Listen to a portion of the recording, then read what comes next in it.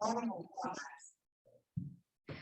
right, ladies and gentlemen, thank you all for joining in. And if you guys have any invites, quick links to go ahead and send that to your friends, feel free to do that because this person on the call today is not somebody you want to miss. You know, it's been a long day for everybody. Everybody's been traveling, everybody's getting back into the motions. And I think whatever reading we have in store for us today is going to give us a little refresh for the mind. According to our little agenda, I would like to go ahead and open the floor to Darren Berryhill. If you'd like to go ahead and introduce yourself, show us what you do on campus, how you're involved in the Haskell community, and I'll just go ahead and pass the microphone over to you. Thank you for that. Hesche, Estango, Darren Berryhill, Jajakidos, Lofachkikis. Hi, my name is Darren Berryhill and I am from Oklahoma. My tribe is Mvskoke Creek Nation and I am part Kiowa. I'm currently in the business program here as a junior at Haskell Indian Nation University.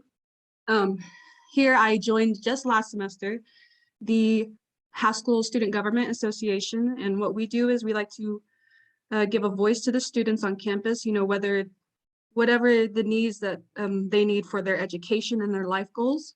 We do everything that we can for the students here on campus. And we as Haskell SGA are wanting to give a happy welcome to our Poet Laureate, Joy Harjo, and we want to give a warm welcome to the students and viewers that are attending this with us today. I have been here since 2018 and it's just been an honor to be a part here as SGA and also being able to do side work as an ambassador and all that. I've got to feel a lot of different ways of learning here from in different perspective of different Native American students all over the country. So it's nice to see everybody here. I just wanted to go ahead and introduce our singer today. His name is Junior. I'll just go ahead and give the floor to him. Oh, can you hear me? Mm-hmm.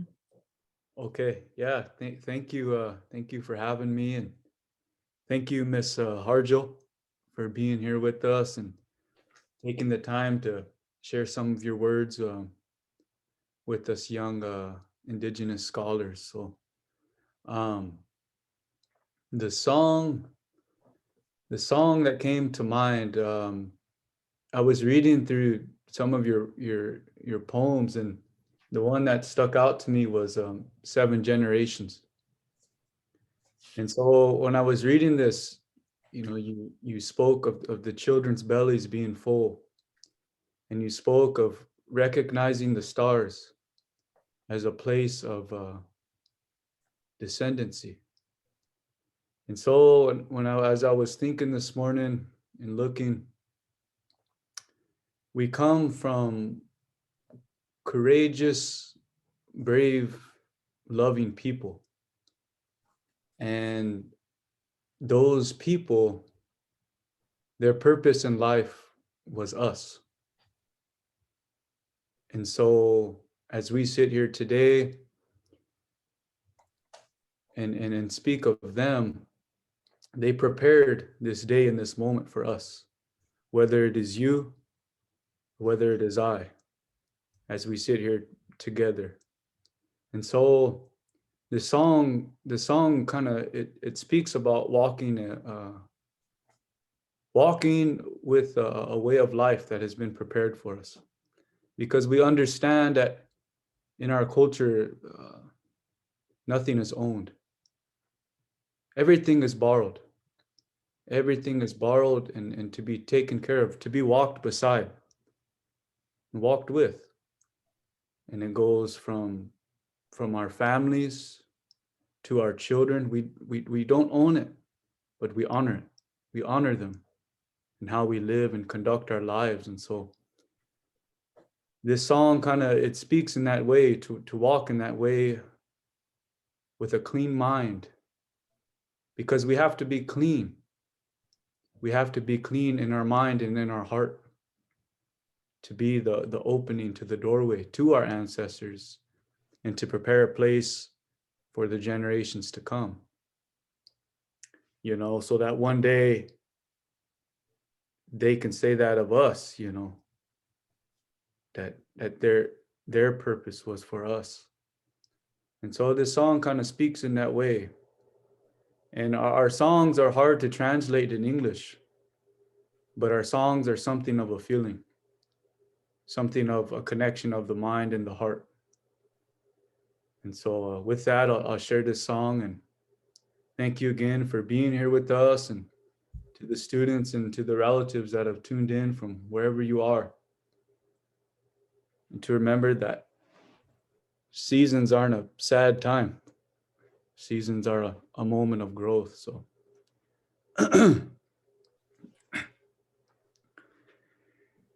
Chocolate namawani elo yo tukashilaya hela maya elo hai chanupa kile yuhai Shayawaki elo tukashilayai Tokashilayai Elamayai Elohayoi Chocolate agnamawani eloyoi Tukashilaya Elamaya Elohayai Chanupakile yuhayai Chewaki elo tukashilayai Tokashilayai Pelamaya Elohayoi Chocolate agnamawani eloyoi Tukashilaya Elamaya Elohayai Chanupakile yuhayai Chewaki elo tukashilayai Tokashilayai Pelamaya Elohayoi Aho Pelama Wopla. Hello. Asquili. Thank you for that, both to students, Junior and Darren. Moving on to the next portion would just be for me as your host and moderator for today's session, would introduce myself. Gamyu Yamul Sonwai Wakayuta Itgia. I'm Wallapai and Hopi. I come from Peach Springs, Arizona, and I have been a student with Haskell since 2018. This is going to be my junior, transitioning into senior year. And in all honesty, I'm not the best student, and that's not a bad thing. I had to call myself out because I have two of my instructors on today's call. So let me do that before they judge me. But I'm not a good student, and I like to think of myself as a better person, a better human. And I learned those characteristics as being an artist through trial and error. My craft started through spoken word, and it transitioned to canvas. And from canvas, I'm now a semi-experienced muralist, and my growth can only go up from here. And I have Joy Harjo, and I have a lot of other influences to thank for that type of courage to be myself. I didn't know anything of Joy Harjo until I came to Haskell. I recognized a few songs, and there's an interview out there somewhere where I have commented on my first impressions. And when I was young, I heard she had some horses, and I didn't know it was a Joy Harjo production until I was older. And it was a full circle moment, because I ended up befriending Miss Cornelius, our librarian, and she stole me on a weekend trip to go down to Oklahoma and see Joy Harjo perform to a bunch of middle schoolers.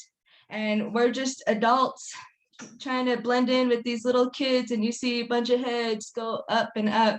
And that's the very first time I've seen a blended mix of arts. I've seen spoken word, I've seen dramatic interpretation, I've seen a lot of other types of styles in performance art, but that's the first time I've seen someone's heart speak before their voice. And I just knew I had to follow along. And a year passes by, she's announced as this nation's Poet Laureate, and Haskell makes it a mission to take some students all the way to Washington, D.C., just to watch one of our sisters gain a national title. And it's it's heartwarming to talk about now as I'm remembering, but when I was sitting in that audience, all Carrie could do is just hand me tissue after tissue because I was just crying through my sleeves, crying through my shirts. And this has just been a long journey of really discovering our voices and our passions that can be found through other people's work. And so I don't think she needs any further introduction. Ladies and gentlemen, please give a warm welcome to Miss Joy Harjo. Mado, thank you so much for this welcoming. And it's more than that. It's like we all make a story. I just soon have everybody come on and we visit. But I will. And I guess first I want to thank Carrie Cornelius for being such a, for years, for taking care of the students at Haskell and taking care of the work of poets, writers, musicians, cultural people, and doing it so heartfully, and and her animals and her chickens, and because they're all part of us, we're all, what she emphasizes and what she does, and what I hope I emphasize is that we're all in this together. Nobody is above the other. And I just want to say too, this opening with all of you, Sonwai, Darren, Junior, like you're old young people. When I hear you all speak, I hear the older people speaking through you, like somebody has loved you and paid attention to you. And I was going to start crying too. And I thought, I was talking with Sonwai earlier, and she's talking, so you said Peach Springs, and I said, of course, reggae.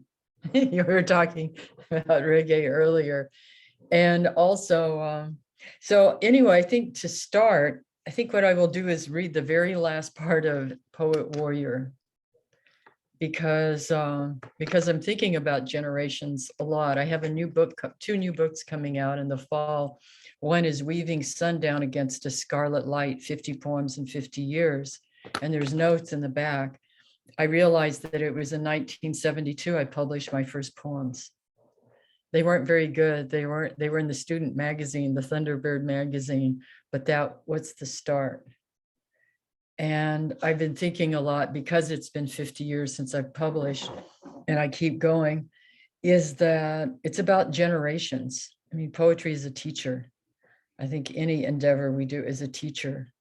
I could hear with Junior singing so many teachers in his voice, moving through him. And it is true, the generations move through us. And I appreciated what he said, about being clear, a kind of clarity, because in these times there's all kinds of strange goings on that could really knock us sideways. But those voices, I mean, it's, anyway, I could hear, and Darren, and I was so, wonderful to hear the language and to see that you two are a leader. But I want to end, I'm going to read the last, you should never do this. Of course, my book is not working up to an end that gives everything away. This book is kind of, I wrote this book for you guys. I wrote it because I'm at an age where I'm still looking forward and still creating, but I'm also looking back. And as I look back, I'm thinking about, what I want to pass on to you before I move I move from this realm and move to the next realm.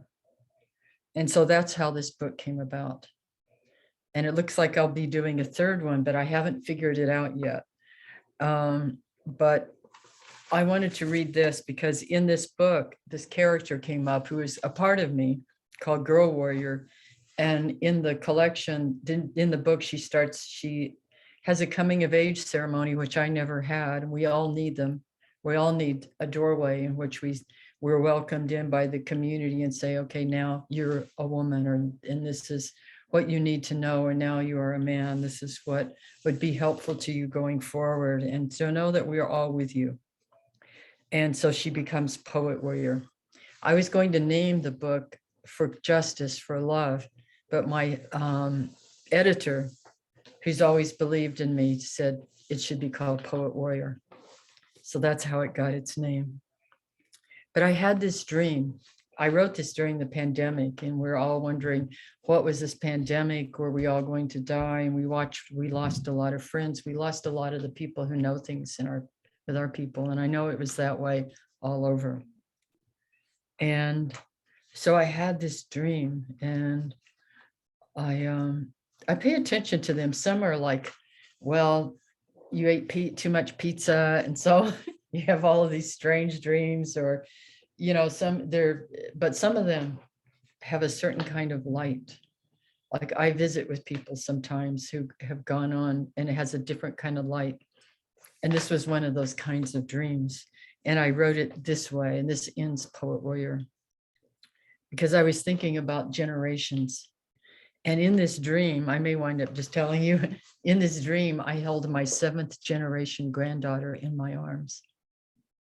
And when I woke up in this place, I thought, wow, that really happened, or it will happen, or it's happening right now. Because in that place, there is no linear time. Poet Warrior stood at the doorway of time.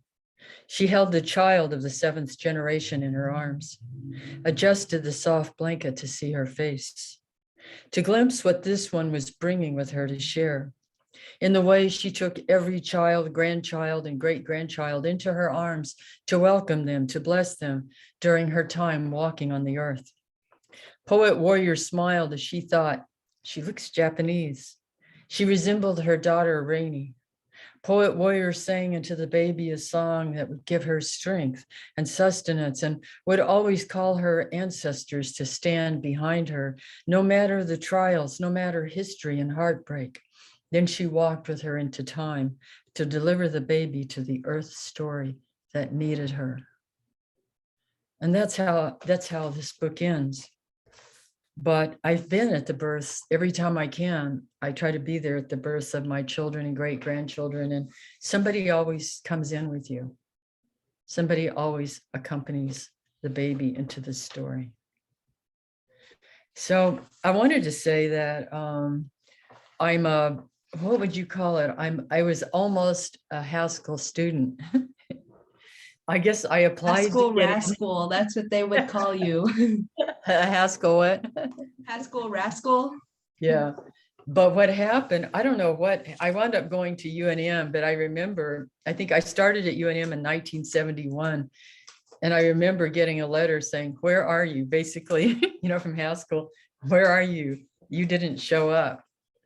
And so anyway, and my son went to Haskell. He was there only a semester, but he's got a couple of years worth of stories from being there, in just a semester. He has good memories about it. So I thought I would read this from Poet Warrior. And because it's about that time, kind of about the age, it takes place about the age that you guys are, in that time of becoming. We have probably different ages of becoming in our lives, and certainly birth, we learn to walk and talk and move about. And around 7, it's another pivotal point. We start going outside the family circle and making connections of our own personal choice. And then at 14, that huge transformational period when we morph from childhood into adulthood. And then after that is, what is it, sevens? You have to watch sevens in your life. If you could map them out. So then 21, that's another big one. You're coming into your own as an adult. 28, there's always, if you watch your life, when you get there, there's always a huge reckoning, something huge that happens at 28, and a question to be answered. So this was around, how old was I? This was when, how old was I? This was after Indian school, and I came back to Oklahoma. My son was born at the old W.W. Hastings Hospital in Tahlequah, and then I went back to New Mexico. And it's about becoming an artist. And community. Community is very important. Your Haskell community will be important to you probably your whole life. I remember, what is it, Sam English's parents and their Haskell parties, you know, and so on. Often during those days and nights, I felt lost. I was far away from any close family, walking the road alone with no place to go except to return to the cheap housing I could barely afford in that Spanish and Indian town. I was back in Santa Fe. I didn't feel much like an artist in those days, yet art is what sustained my spirit when I felt emptied and overwhelmed. When I had graduated high school from the Institute of American Indian Arts with Secretary of the Interior Stuart Udall as our commencement speaker, I hadn't returned directly to Oklahoma. My belly was swelling as I left campus with our drama and dance troupe to tour and perform in the Pacific Northwest for nearly a month. I kept the pregnancy hidden under loose shirts that covered my tight-fitting dance attire. I missed the collective family I had made at school after I returned to Oklahoma to give birth. I had no sense of my future as I stepped one foot in front of the other through the slit of time between the late 1960s and very early 70s, and found my way once again in the refuge of Santa Fe. I worked whatever jobs I could get, from being an attendant at a gas station to teaching dance at a health club to working in the hospital. I'd go home, cook, clean, and tend to my son, or sometimes my son and stepdaughter. I reconnected with some of my old friends from IAIA who had either stayed in Santa Fe or moved back after we graduated. Beetle wore all black before this became fashionable, before goth, and was thin as a stick. He was a brilliant painter from somewhere far north. There was Peter B. Jones, Seneca, who still makes pottery figures of those people, his reservation, of those who people his reservation and his imagination. They carry wisdom, humor, and images that feed the spirit of his homelands. Larry Avocana already was inventive with his stunning original Inupiaq creations. I always remember how Gloria Bird spoke in, and her husband Harold Littlebird, Laguna and Santo Domingo Pueblo, would drive up to our gatherings on their bicycles, their daughters strapped to their backs. Harold is a potter and a poet who once, when a group of us were flying to Phoenix for a conference, walked up and down the airplane aisle with his pottery in his arms to offer pieces for sale to the passengers. We teased him about his Pueblo ways. Gloria wrote poetry. I quietly sketched and tried out for parts at the Santa Fe Little Theater. Years later, Gloria and I edited a Norton anthology of Native North American women's writings, reinventing the enemy's language. In those early years as young artists, and I want to remind you that these early years of your lives are very, very important. We'd often meet around a table in one of our homes, drawing together in our sketch pads, our children playing about us, and we'd talk about the state of Native art, our families, the emerging Native rights movement, and the love of our communities, their struggles. As we huddled over our art, our plates of food, our drinks, we tease and laugh, even as we discussed the times that were coming.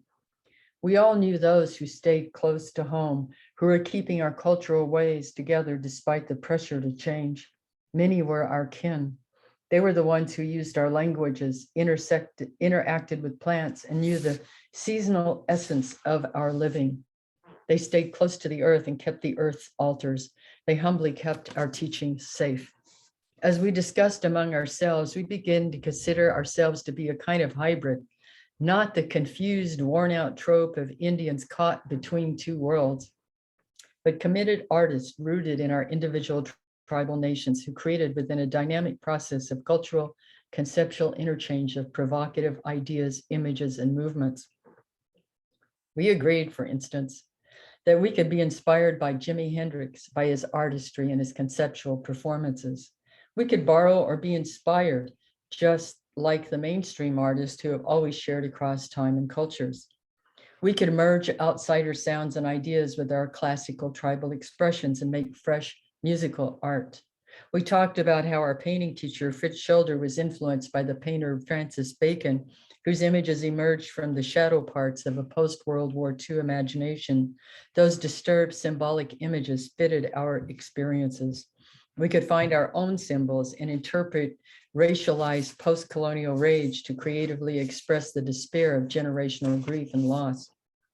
It was usually late at night as the children dropped to sleep on soft pallets made of blankets on the floor next to us, or slept with their heads cradled in our laps, that we shared the stories of prophecies and warnings. We had heard that we were moving toward tremendous tests of famines, floods, and fires if we did not change our ways. If we forgot our original teachings and did not move forward respectfully and in relationship to the living world around us. There would become times when grandparents would throw their children away for greed. They would then become the same as the colonizers and would be the ones to take down and disparage our cultural traditions. Our old ones would then no longer recognize us. We would grow extra ears that would no longer hear them. We would be overcome with greed. The earth would turn to her side to look away as we lost balance, as female power was eroded. Then someone would tell a joke to shift the weight. We'd put on music and snack on our potluck leftovers, and finally we go our separate ways into our lives. Yet we stayed connected even if we lost track of each other intermittently through the years. Our generation came in as a family. We will leave as a family. That story continues with successive generations. Our children and grandchildren now gather on the internet, as we did at the kitchen table, sharing their innovations on social media, making change as they hold up their part of the world. So I guess I need to leave a little bit. I guess I'll read for 5 minutes from An American Sunrise, and then I have to leave a little bit of time for Q&A. I'm going to do this. I have a poem in here, and it's long, called An Exile in Memory.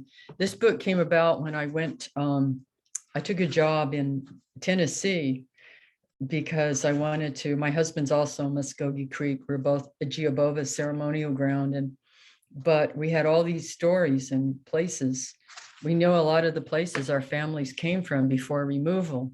And down in Columbus, I even saw a house that had been owned by a great uncle before we were removed by Andrew Jackson to Indian Territory or Oklahoma. So it was very intense. We had a condo right above the Tennessee River. And in those times, the rivers were like I-40, like the interstates, Interstate 80. The river, that would be the Tennessee River. The Mississippi was a gigantic highway, and Arkansas River.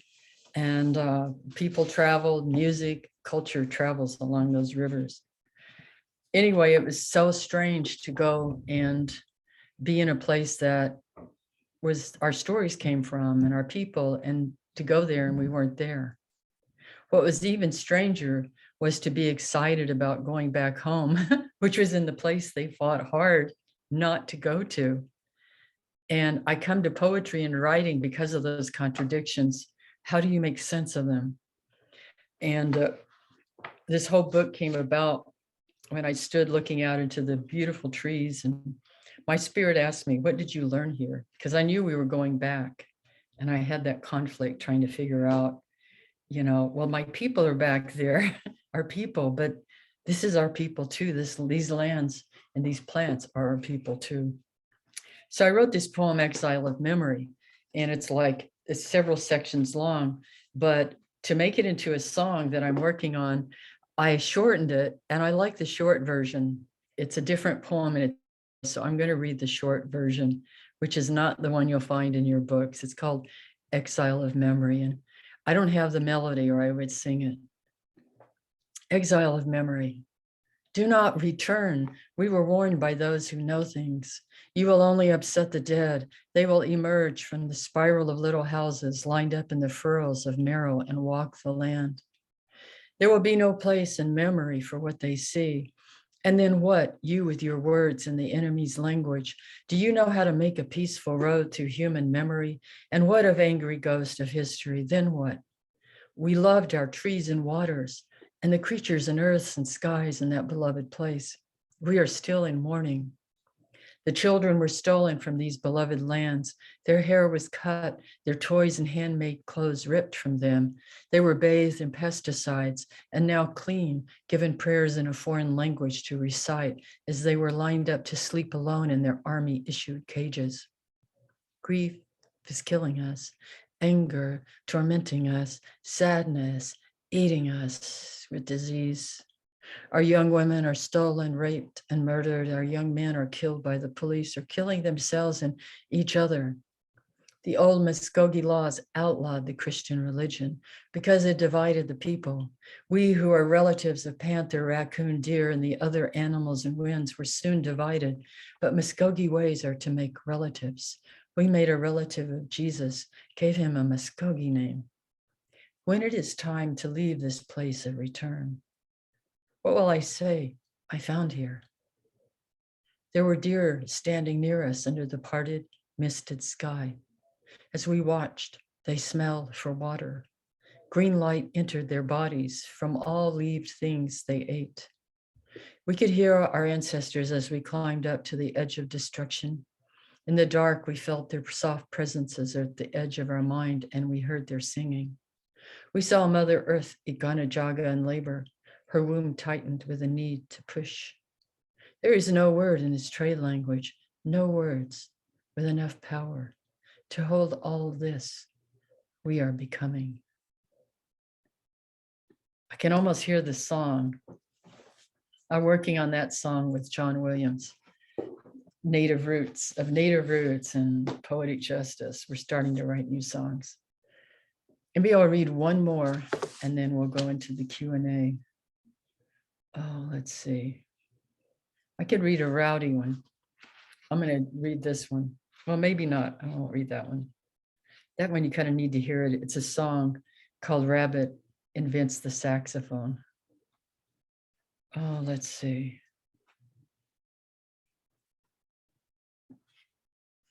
I'm going to read this one because of Carrie and all her little animals. And watching, when we lived out there, we watched the bird. There were a lot of birds, so we became friends with some of them and some of their families. And we watched this redbird family, and we watched them watch their courtship and watch their children grow up and their children. And this is about one of their young women who's come of age, and it's a love story, a redbird love story. Redbird love. We watched her grow up. She was the urgent chirper, fledgling flyer, and when spring rolled out its green, she'd grown into the most noticeable bird girl, long-legged and just the right amount of blush tipping her wings, crest, and tail, and she knew it in the bird parade. We watched her strut, she owned her stuff. The males perked their armor, greased their wings, and flew skyloop missions to show off for her, just like humans. In the end, there was only one. There's that one you circle back to for home. This morning, the young couple scavenged seeds on the patio. She is thickening with eggs. Their minds are busy with sticks, the perfect size, tufts of fluff, like dandelion and other pieces of soft. He steps aside for her so she can eat. Then we watch him fill his beak, walk tenderly to her and kiss her with seed. The sacred world lifts up its head to notice we are double, triple blessed. Okay, yeah. I want to leave time for Q&A. So if you hear noise, there's people that live above, and sometimes it sounds like they move furniture all through the night. Sounds like they're stomping. Yeah. Well, I left it open in the chat for questions, and I'm gonna give that a little bit time for our audience to type them in. But in the meantime, I do have a question. Now, earlier you were mentioning about how there's the roots and everything. Your roots started in Muskogee because you were born Muskogee. You left on a nomadic path to go learn different cultures and different lifestyles. At what point did you realize that all of your work and your poems were working on you? Like, which poem wrote you?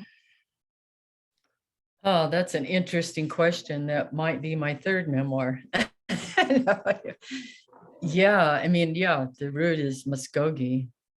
And I left to go to Indian school. I was in the Southwest and began writing. When I began writing poetry, I was learning Navajo language, because I took that instead of taking a foreign language requirement. And I loved how that enabled me to think.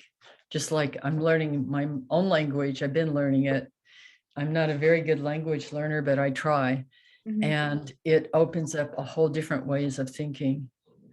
And I think that I see them, all these poems, and some people work vertically. This is how I think about it. Some people work vertically within a classical tradition.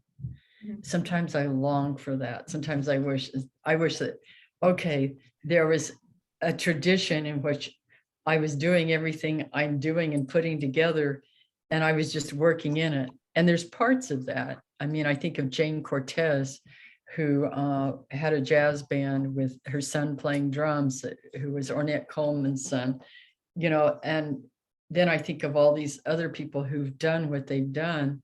But I work what I call horizontally. So I've been in a lot of places. I've been lucky to travel a lot of places all over the world. And I get to visit. I've visited Aboriginal people all over and have been welcomed into people's homes. And I always, so somehow all of that becomes part of what I do in a way.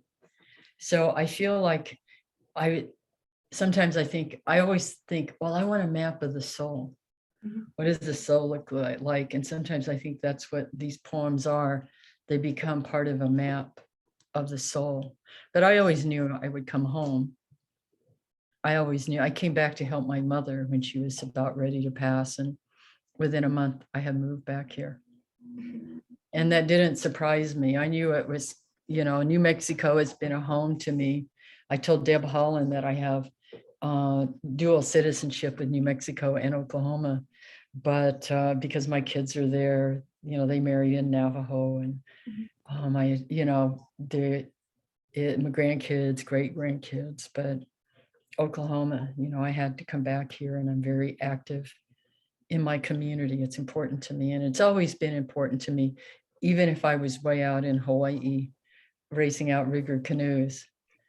But I was around the people who I learned a lot about culture there that I think is helpful here, about how people innovate and, I think even feed. We all need mental food. We all need spiritual food. Our cultures are the same way. And out there, I learned how they did that in a way that it might be useful. It's been useful to me. Yeah. Thank you for that, Joy. Within that answer, you mentioned the way you wish for an easier thinking process, and I wish for the same thing too, because I was remembering advice a mentor gave me when I was kind of anxious with the thought of what I wanted to be when I grew up. And this lady told me, your life isn't complete until you find the missing jigsaw piece. And for her, I think she meant it to kind of be interpreted as love, as finding your other person. But for me, I interpret it as finding your passion. And my missing jigsaw piece kind of started to reveal itself when I started realizing communication was a really strong suit of mine. I was never afraid to talk in front of a crowd. I wasn't afraid to ask questions, but I always knew when to keep my questions to myself. You know, it's always tedious whenever somebody young questions the authorities of another adult. And I was always in trouble with those type of situations because they're like, I'm right, you're wrong, I'm old, you're young. But I'm questioning the common sense of everything that's going on. But moving on from that, it's been a long journey as this nation's poet laureate. And you did mention earlier that this is going to be your last term coming up in April. How's this journey been for you? What's the biggest growing point that you've seen going across reading for different audiences? Yeah, it's been in April, the last week of April are our final events, that Friday and Saturday, Thursday and Friday of the last Thursday and Friday of April. And so I'm very happy to be turning it over, but it's been a very unusual term, because during the time of my poet laureateship, we've been dealing with political divisiveness, racial, all the racial hatred that has been there, exploding, and racial reckoning. And then the COVID, the pandemic, and the loss of so many of our knowledge keepers and relatives and so on. I mean, and then climate change. We're watching it. I mean, what happens like here in Tulsa, and I know it's everywhere I go, people, it's the same thing. Well, it's like 17 degrees today. Yesterday it was like 70. Well, if it's in a human body and the earth is a body, that's a fever. The fever needs to break. There's an infection. So my poet laureateship has been marked by all of that. But I come away with, I remember when I was about your age, and I remember thinking, when I die, I want people to see natives as human beings, that whatever I do with my art, and then I was going from being mostly a graphic artist, to going into poetry. I said, I want people to see us as human beings, and those have been tools. And I see that with the poet laureateship. I've been, I do what I've always done. I've done a lot. I've performed to all kinds of people, but this laureateship has been great for people, for the American public and the world, to see that there are natives and we are poets. And that's why I did my poet laureate project as a way to highlight living nations, living words, as a way to highlight Native poets. So it's been, I don't know, I have to write something about it for the end, so I'll be more coherent about it as I think about it. But it's been quite amazing, actually. Well, we want to thank you for your time, Joy, and everybody else that's on the call. It was really refreshing and amazing just to hear your voice go back and forth. But one last question we have, and I'll go ahead and ask him to unmute so they can ask yourself.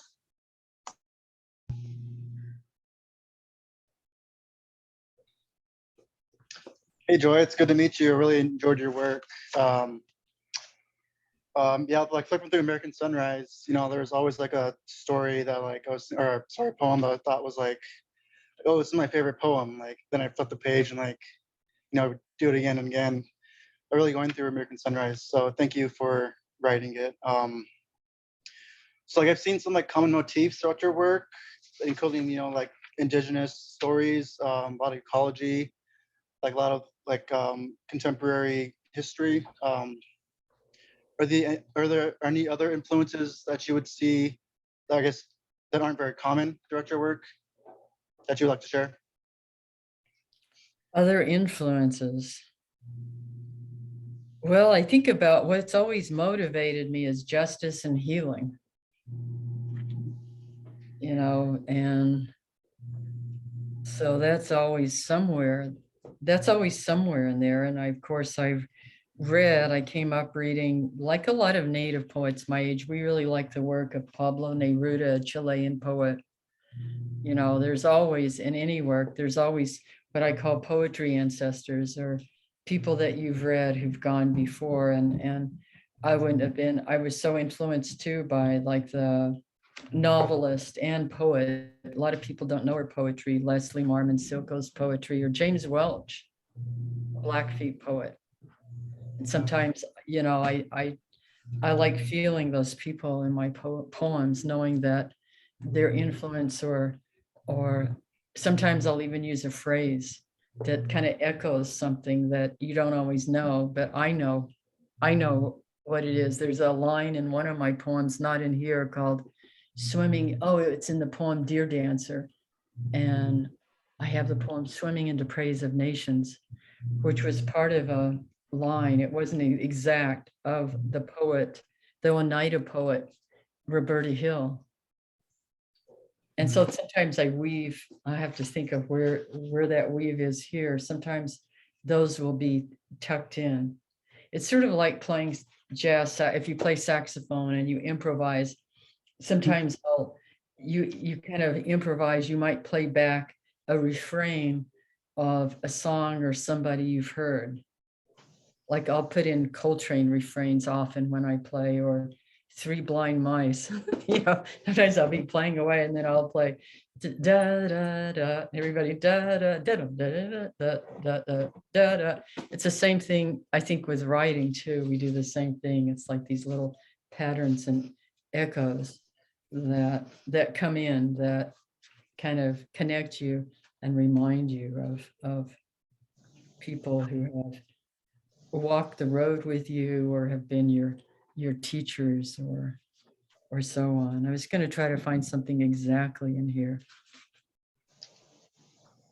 But, you know, yeah, like T.C. Cannon, of course, I worked directly with some of his paintings in here. And even the poem, The Fight, I can kind of hear. He used to write songs too. A lot of people don't know that about T.C. Cannon, the Kiowa painter, that he used to also write songs. He really likes the blues. Thank you. Yeah, you're I really like how easily you can paint, like, you know, the pictures you paint with poetry. It's really beautiful. Only other question I had was if you had any advice for upcoming poets or writers. Right. Yeah. No, it's important to write and to make sure you have that time to write. There's so many distractions these days. But it's important to write and to feed your mind. You feed your mind with music, songs, art, good thoughts, you know, thoughts of moving forward. That's important, not just junk. I mean, there's so much junk out there, and you know, but it's important to feed your mind, which is feed your spirit, being out in the real world. And with company, like we are, we got good company right here, people on here. So thank you. All right. Good luck. Thank you for that. You know, just wanted to wrap it up real quick. We want to thank Joy Harjo for her time, and everybody else for taking the time out of your day to attend this event.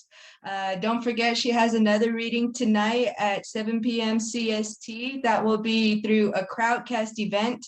You can find the link on our Haskell sites, and the moderator for that will be Dr. Daniel Wildcat. So thank you all for your time, and if there's any questions that went unheard today, I will pass on the message and hopefully she can answer them in tonight's session. We can go ahead and log off, and hope to see you guys in the future. Bye. Thank you for that. You know,